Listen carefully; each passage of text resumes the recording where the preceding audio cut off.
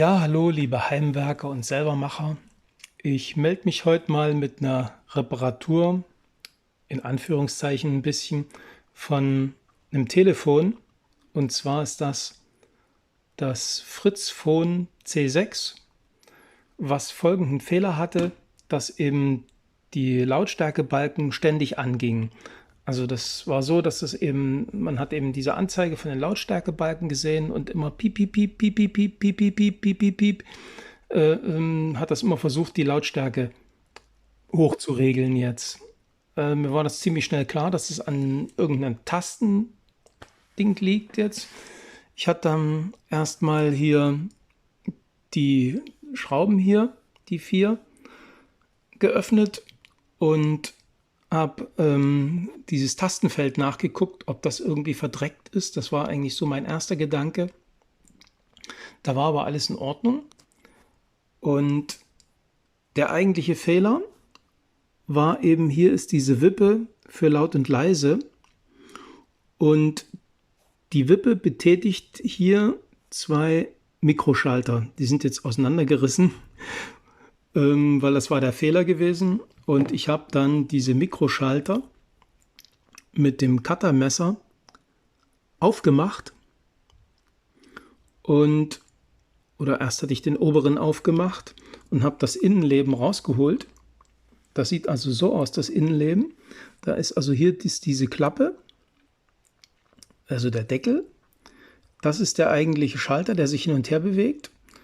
Und dann ist dann noch so ein Kontaktfeld, was da immer rangedrückt wird auf diese Kontaktflächen.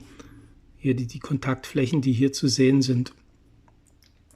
Und das war sicherlich irgendwie verschmutzt oder korrodiert oder ich weiß nicht was. Jedenfalls da lag der Fehler. Ich habe dann hier diese Kontaktflächen hier mit Spiritus noch ein bisschen gereinigt. Sicherlich gibt es jetzt welche, die sich wieder trauen, diesen Schalter hier wieder zusammenzubauen. Ich habe das gar nicht erst versucht, sondern ich habe dann den unteren Schalter auch noch auseinander gerobbt und habe dann gehofft, dass das Telefon auch so funktioniert, habe das eben provisorisch wieder zusammengefügt und ausprobiert und das funktioniert also.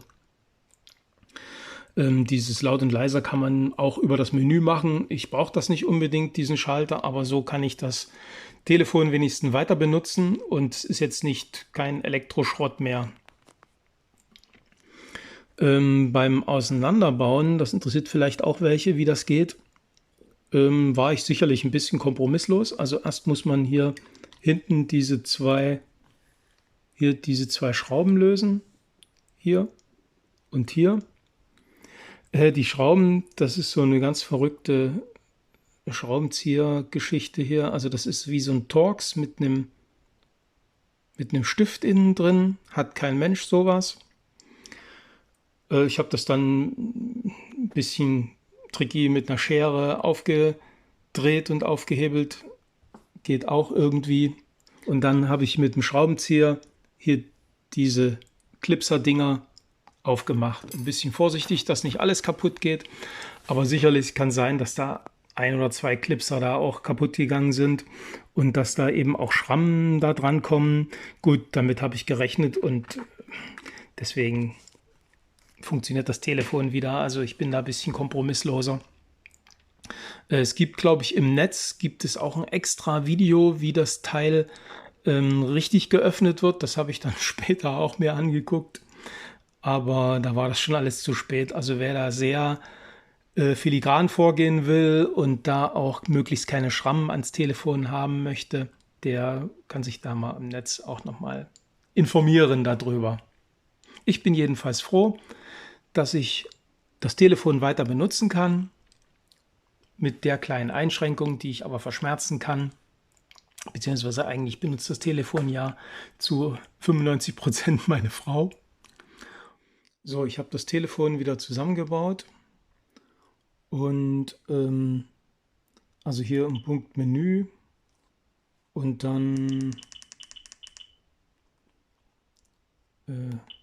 Einstellungen, Audio, Lautstärke, kann man sich eben auch nochmal die Lautstärke eben einstellen. Also zum Beispiel hier klingeln.